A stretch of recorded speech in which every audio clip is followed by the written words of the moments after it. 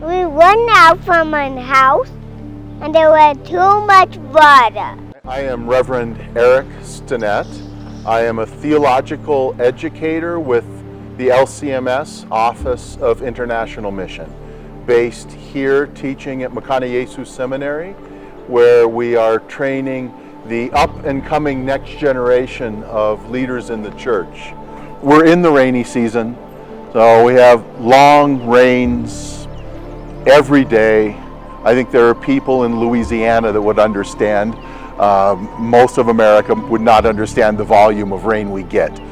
But this time the rains were heavier and faster than usual. It caused a huge flash flood running down River Valley, I guess is how I describe it. And the point where the water choked up and overflowed was at our compound.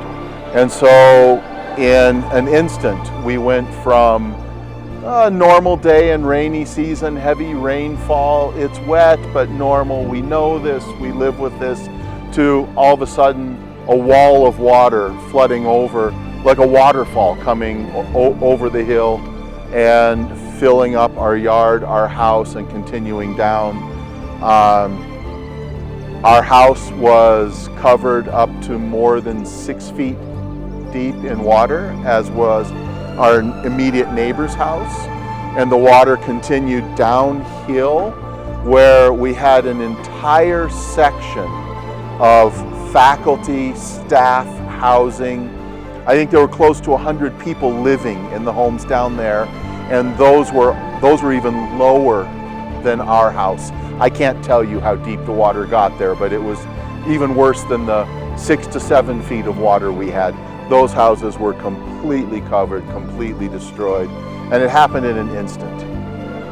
I think in 1 minute the water was to our knees, in 2 minutes the water was to our waist, and in 3 minutes it was over our heads.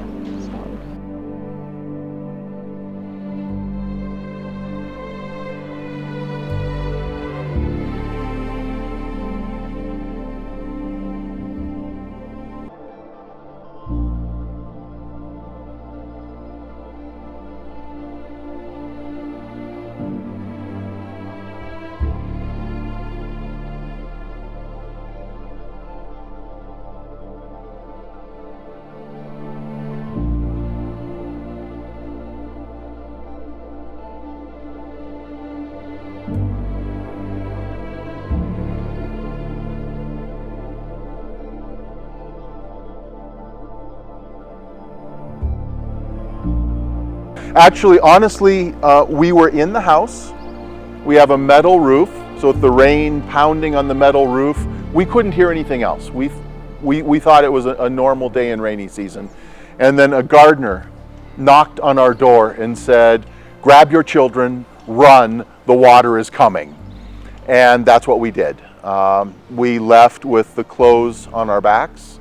We were able to grab a couple of laptop computers and then whatever we had in our pockets, and that was it.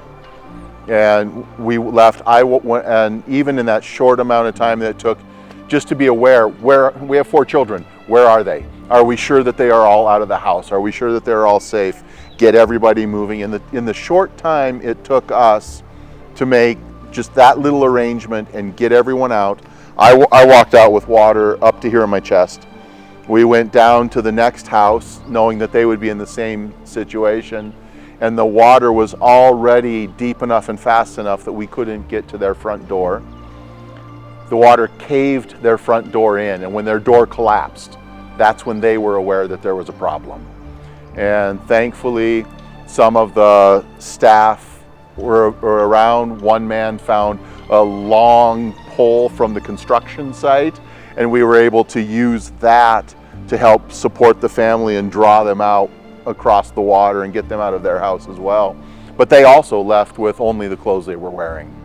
And my understanding is that was also true for all of the houses downstream below ours. By the time people found, this happened so fast that as people found out this was happening, they only had time to go with what they had. But by the grace of God, the vast majority of people got out safe. I'm not downplaying the loss of life that happened, but it could have been much, much worse. That night, as soon as we were out of our homes and safe, I tried to go down to see if I could help, but already the water was so deep. It was deep, it was fast, there was no way to approach those houses. There was nothing to do at that point but wait for the rains to stop and the waters to recede, and just to try to help the people that were there. The water was, like I said, over 6 feet high in this area. The currents were strong enough. Our car was parked over here. It actually lifted our car, shifted it, and moved it. It was a full-size Land Cruiser, and the water was strong enough to do that. As you look around, you can see the remnants of what is left here. You'll get a good idea of the state of my library and my office, which was in my home. That's it there. Besides the lives we lost, it has been very catastrophic, and we lost huge amount of property, which includes expatriate residential areas, expatriate residences, faculty houses, dining hall, library, many other facilities, dormitories, electric system, sewerage system, water system, lots of systems, roads, and many things, and which could be estimated in millions of dollars, which we may disclose at some point.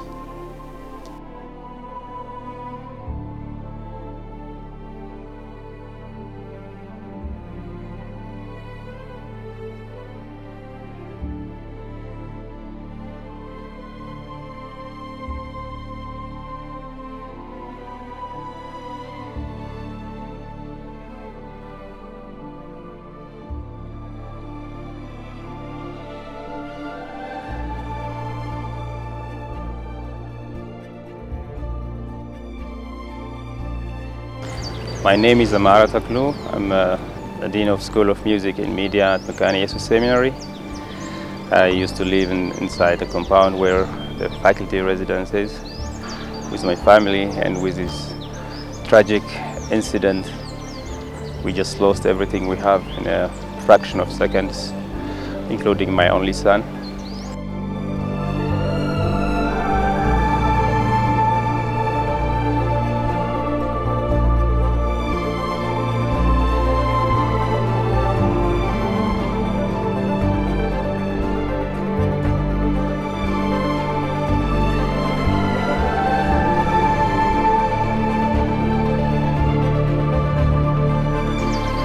With that moment,